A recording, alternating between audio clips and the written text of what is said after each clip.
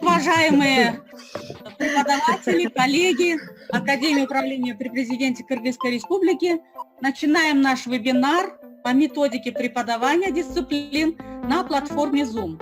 Приветственное слово предоставляется нашему ректору Алмазбеку Ахматалиевичу. Пожалуйста. Во-первых, всем спасибо, что откликнулись.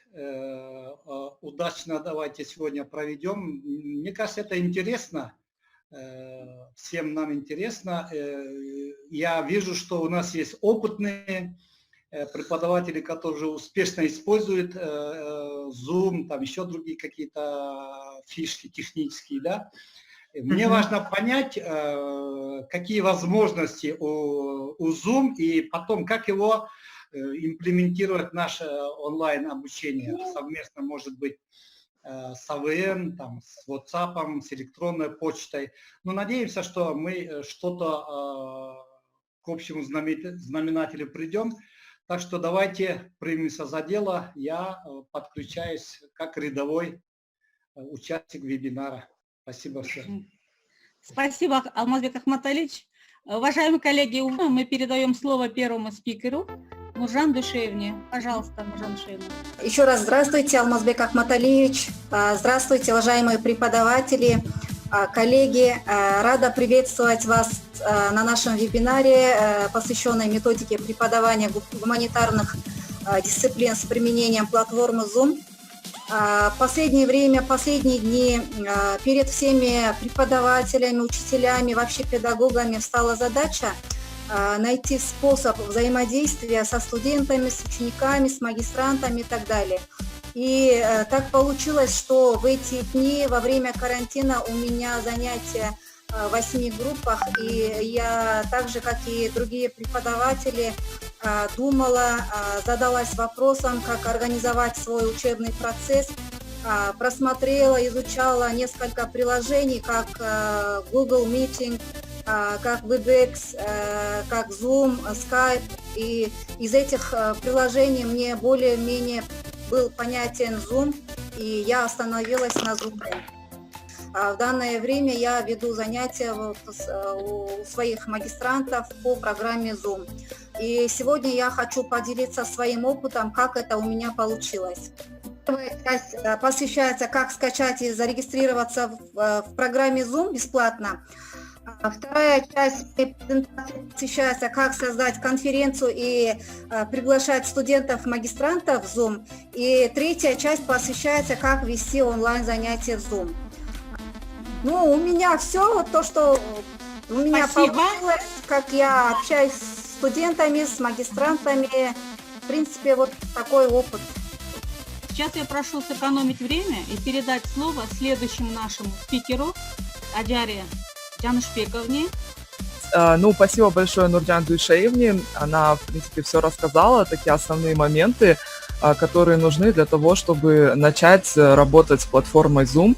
Я теперь расскажу чуть-чуть такое для тех, кто уже, наверное, Zoom пользуется. Да? Еще одна проблема, с которой я столкнулась, студенты, ребята с регионов, даже на то, чтобы скачать программу Zoom, у них уходит прилично времени, связано с интернетом.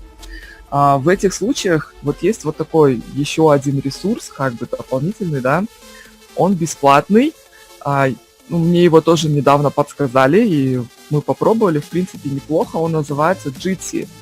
Вот, это Jitsi ресурс, неважно, что здесь на английском и так далее, здесь вообще ничего не важно, самое главное вот здесь, например, да, Start a new meeting, AGUPKR, go. И все, и вот здесь начинается такая же видеоконференция.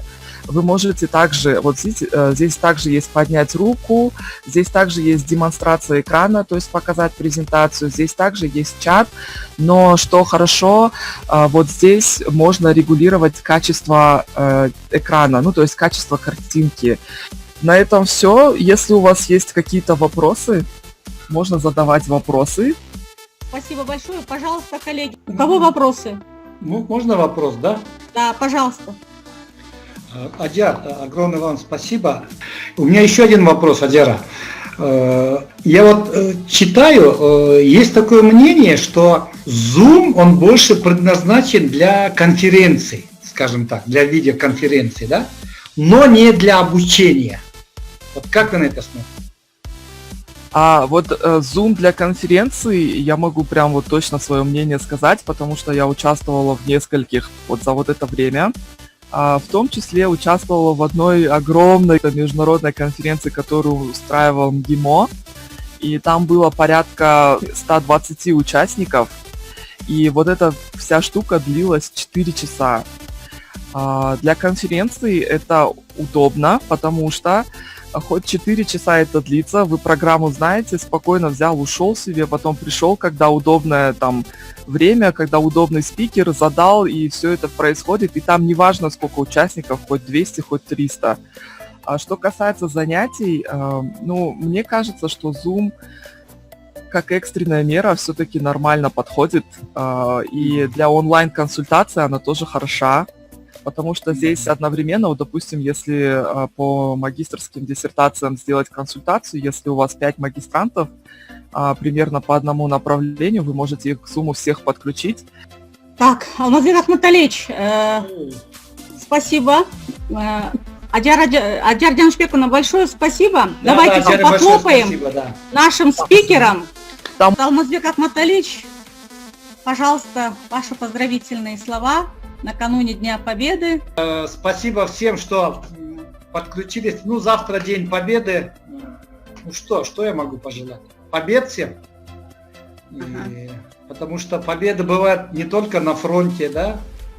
Победы должны быть везде. Над собой. Удачи, здоровья, главное, не болейте. И всем огромное спасибо. Спасибо всем большое. Сегодня, я думаю, мы сделали шаг вперед в изучении платформы Zoom.